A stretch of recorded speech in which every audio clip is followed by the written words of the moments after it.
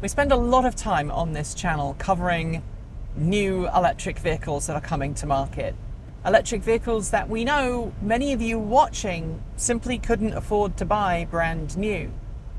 And one of the things that you've been asking us to do more of is to give advice on used plug-in vehicles, how to find one that you can buy, how to afford one, and most importantly, how to keep one operational.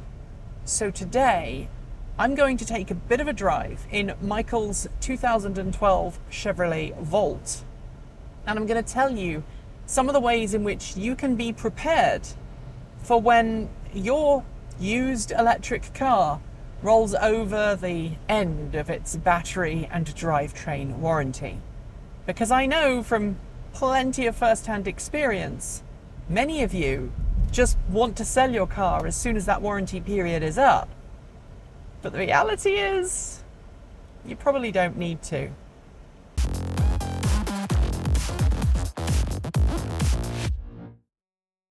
I know over the years there have been some pretty nasty horror stories related to battery packs dying as soon as the battery warranty period is over, of issues with drivetrain components, and yes, for cars like the Nissan Leaf, premature battery aging is a concern.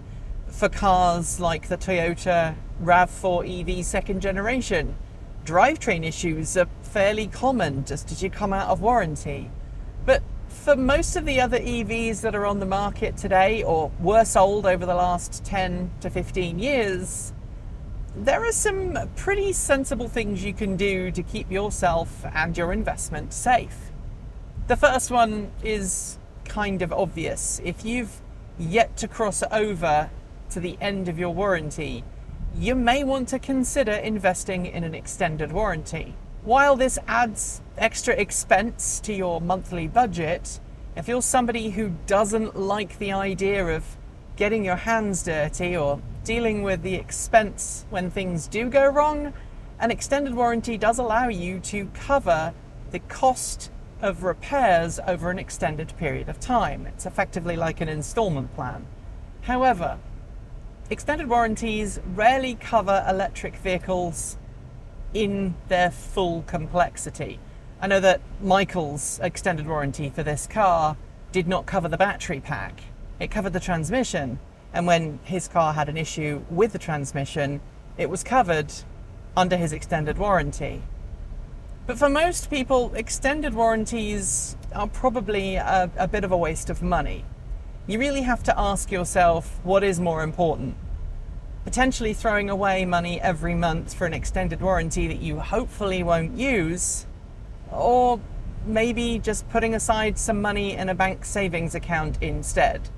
And that might be your better option, especially if you own an electric car model that is not high mileage per se, but is just aged out of its warranty period. The next thing you can do, and it's super simple and easy to do, is to join an owners forum or owners club for your make and model of car.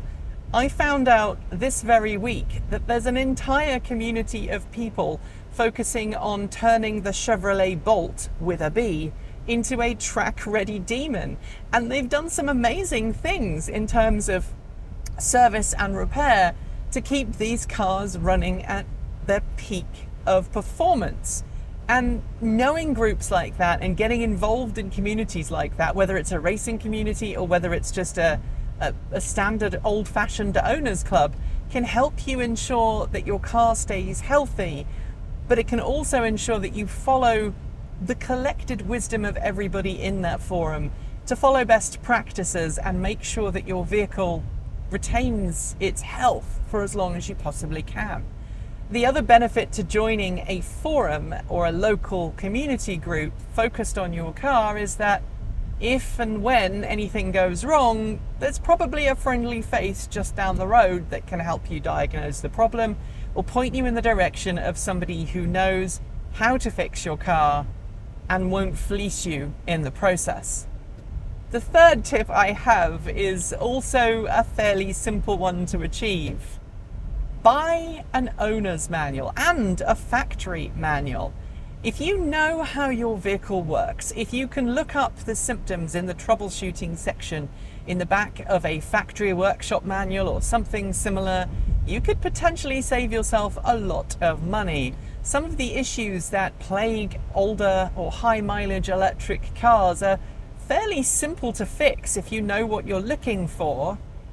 But if you don't have that information to hand, you might find yourself paying several hundred or more to a dealership who will only too happily do the thing that would have probably only cost you a couple of bucks to fix. In a similar vein, tip number 4 is to treat yourself to an onboard scan tool. Different vehicles will have different scan tools that work best with them, but at the very, very entry level is to get an onboard diagnostics to Bluetooth or Wi-Fi dongle that allows you to connect a smartphone app to your car to just make sure there's no weird error messages going on. And if you have an ODB2 to smartphone dongle, it will actually save you money because it can help you diagnose a problem without going to the dealership and paying for a costly repair or diagnostics fee. But it can also point you in the right direction if there is some weird, quirky error that you're not entirely sure about.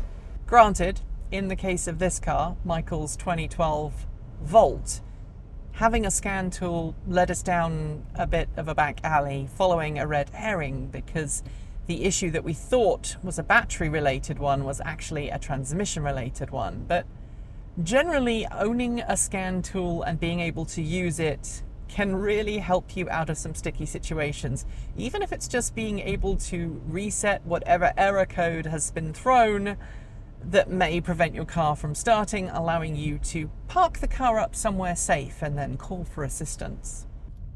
At position number 5 on my list is making sure that you find a local expert who really knows your car.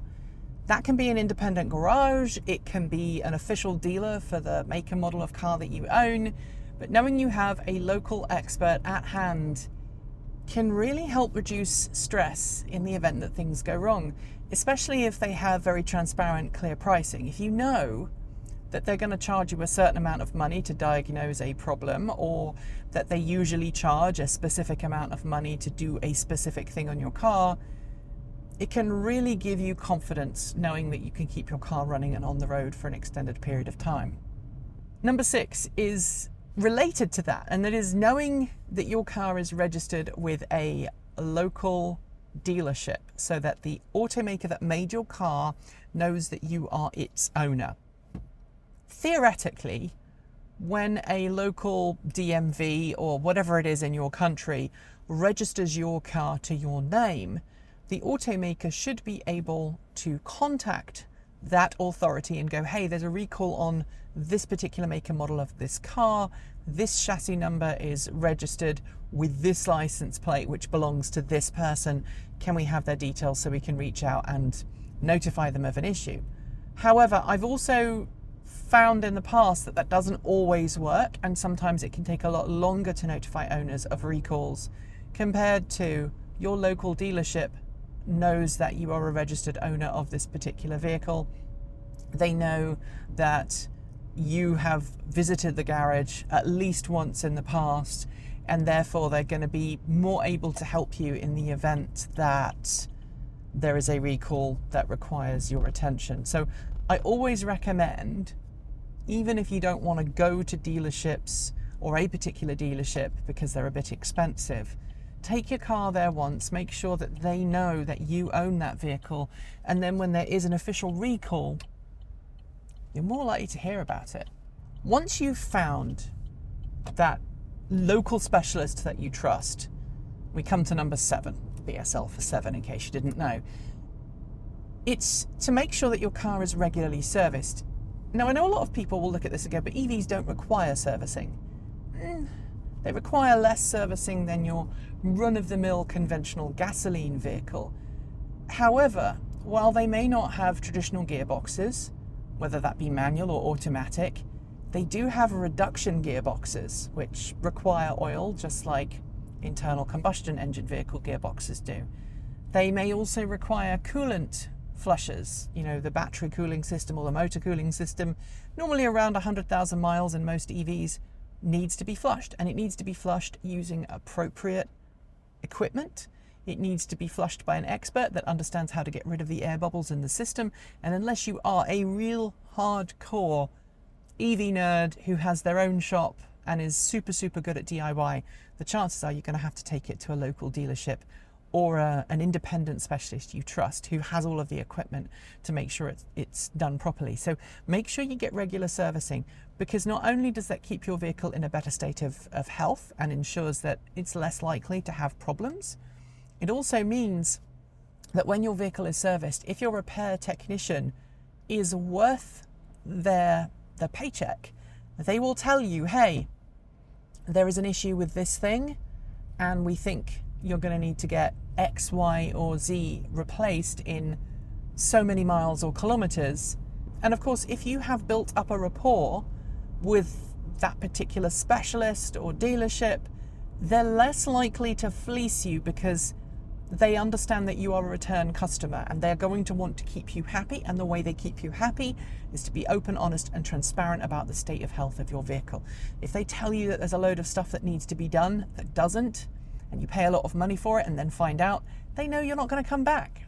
After making sure that your car gets regular servicing, the next thing that you really should make sure that you have is a good source for spare parts.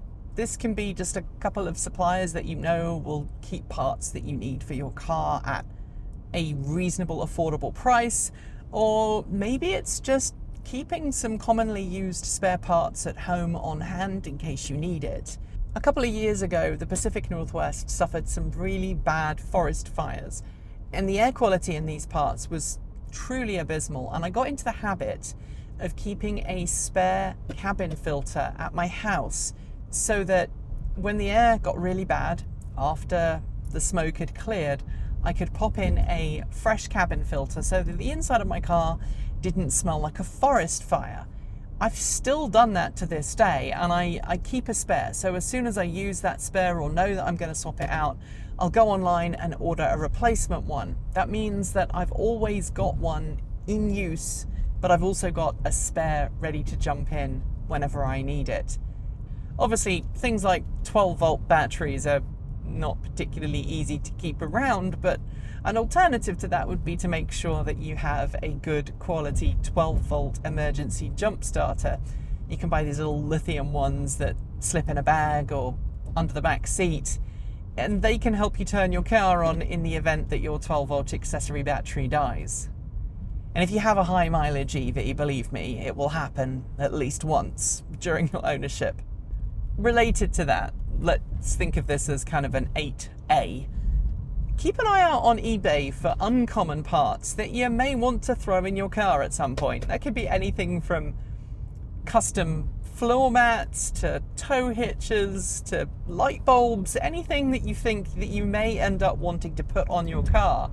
Keep an eye out and keep a spare. It's one of the reasons why we have a touchscreen for a 2017 Chevrolet Bolt EV in our garage, because we knew that they commonly failed. We had one fail, and we suspected that the other car would ultimately need a replacement at some point, so we bought one. And what do you know? It needs replacing.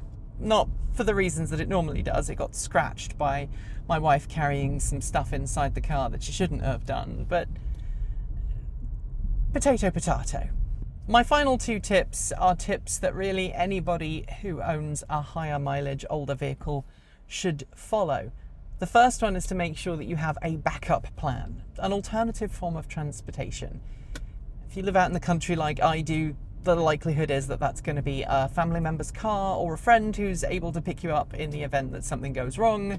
But it could quite easily be a bicycle, an electric bicycle, a motorbike, or even Shank's pony. Having strategies in place in case something goes wrong or your car needs to be off the road for a while for repairs and the parts take a long time to arrive because it's no longer made, knowing that you have a backup strategy can help alleviate stress and can get you out of the mindset of My car has broken and died, therefore I must sell it now. And believe me, the number of times people have said that to me is quite high.